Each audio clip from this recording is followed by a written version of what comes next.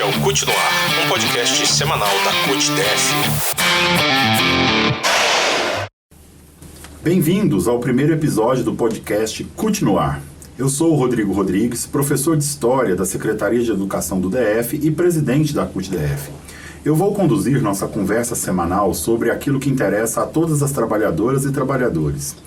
Neste episódio, vamos conversar sobre os ataques do Bolsonaro e Ibanez aos servidores públicos, sobre a medida provisória 905 e sobre o aumento da passagem do transporte público no Distrito Federal. Estou aqui com Ana Paula Cusinato, secretária de Comunicação da CUT-DF, que vai apresentar a nossa proposta deste podcast semanal. Olá, eu sou Ana Paula, servidora pública federal da categoria do Judiciário e Ministério Público e, como o Rodrigo informou, estou na Secretaria de Comunicação da CUT-DF. O CUT no Ar é um podcast semanal que será apresentado pelo nosso presidente Rodrigo Rodrigues e compartilhado todos os sábados no Spotify, no YouTube e pelo WhatsApp. A proposta é falar com as trabalhadoras e trabalhadores sobre as principais pautas da semana, sobre temas que interferem em nossos direitos e nosso dia a dia. E agora vamos falar sobre a importância dos serviços públicos e os ataques aos servidores. Desde o início do governo Bolsonaro, os ataques ao funcionalismo se intensificaram com o objetivo claro de promover uma diminuição do papel do Estado, o chamado Estado mínimo. Por isso, um dos maiores desafios que temos em 2020 é enfrentar a proposta de precarização dos serviços prestados à população. Esses ataques estão materializados no hoje que chamamos Plano Mais Brasil, com a PEC do Pacto Federativo, a PEC emergencial e a PEC dos fundos públicos. A proposta é reduzir a presença do Estado na garantia de bens e serviços à população e desregulamentar os direitos e privatizar os serviços públicos.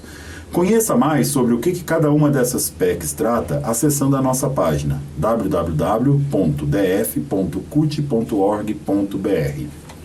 Por isso, em 2020, nossas principais lutas serão lutar contra as propostas de privatização, combater os ataques aos servidores e empregados públicos, atuar dentro do Congresso Nacional para fortalecer essas defesas e organizar as categorias para uma greve geral dia 18 de março em defesa dos serviços públicos, dos servidores e das empresas públicas. Outra pauta que merece muita atenção nossa é a medida provisória 905. Sob o argumento de que a iniciativa geraria mais empregos, Bolsonaro assinou em novembro de 2019 a MP 905, que precariza ainda mais as relações de trabalho, premia o empresariado e pune os trabalhadores. Essa medida é, na verdade, mais uma fase da reforma trabalhista. Alegando estimular o primeiro emprego para jovens de 18 a 29 anos, essa MP formaliza o contrato de trabalho com menos direitos, aumenta a jornada de trabalho e reduz o papel dos sindicatos, além de beneficiar empresários com a desoneração de vários tributos. É, na prática, uma bolsa-patrão. Lembramos que a justificativa do governo Temer e de setores do Congresso Nacional para fazer a reforma trabalhista, retirando vários direitos da classe trabalhadora, foi a geração de empregos. A promessa era criar 6 milhões de novos empregos. E pouco mais de 2 anos depois da reforma aprovada, esses empregos não foram gerados. A informalidade e a precarização das condições de trabalho só aumentaram. A medida provisória 905 também afirma que gerará empregos, mas não passa de mais um passo na desconstrução dos direitos trabalhistas no Brasil. O carro-chefe da medida provisória é a carteira verde e amarela, que na prática cria uma nova forma de contratação com menos direitos. São menos direitos previdenciários, o que prejudicará a aposentadoria. É o fim de horas extras para trabalhos aos domingos, a criação de um teto salarial e prazo de contratação máximo por 24 meses. O novo modelo ataca diretamente o direito à remuneração das férias, o 13º salário e o FGTS, que passam a ser incorporados ao pagamento mensal. Com a proposta, os empresários podem acabar substituindo trabalhadores com contratos e com os direitos garantidos na famosa carteira azul por jovens contratados pela carteira verde e amarela. É muito importante que tenhamos programas que incentivem a contratação de jovens, Mas o preço disso não pode ser a redução dos direitos e das garantias, e muito menos o desemprego daqueles que hoje possuem direitos e garantias. Em outro programa, vamos falar como essa medida provisória ataca direitos garantidos por outras categorias, como bancários e jornalistas, por exemplo. Nesta semana, fomos surpreendidos com o aumento das tarifas das passagens decretado pelo governador Ibanez. O reajuste de 10% na tarifa foi publicado no Diário Oficial no dia 13 de janeiro, última sexta-feira, e os novos valores já começaram a valer desde segunda-feira. Para a CUT-DF, o reajuste é uma medida arbitrária e excludente.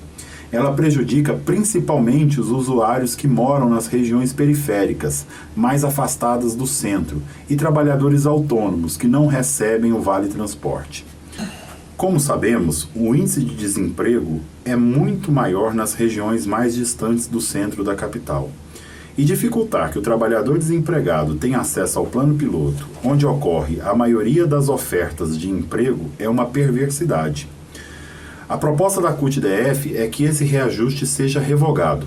Na verdade, como o transporte é um direito de todas e todos, defendemos o passe livre universal como mais uma face do direito à cidade. Essa é uma proposta que precisa ser discutida amplamente com toda a sociedade, usuários e trabalhadores do sistema de transporte público no DF. E você que está ouvindo, o que pensa sobre isso? Como vê a situação do transporte no DF? Fale com a gente em nossas redes sociais. Você pode também mandar um e-mail para cutnoar@cutbrasilia.org.br. Hoje ficamos por aqui.